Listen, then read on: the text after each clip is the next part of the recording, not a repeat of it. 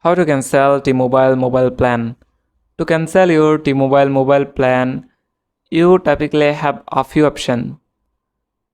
The most direct way to cancel your T-Mobile mobile phone plan is by contacting T-Mobile customer service. You can reach them by dialing 611 from your T-Mobile phone or by calling their toll-free number. When you speak to a representative, inform them that you wish to cancel your mobile plan. Be prepared to provide any necessary information for verification purposes. If there is a mobile retail store nearby, you can visit in person to cancel your mobile phone plan. Bring any devices, SIM cards, or account information with you.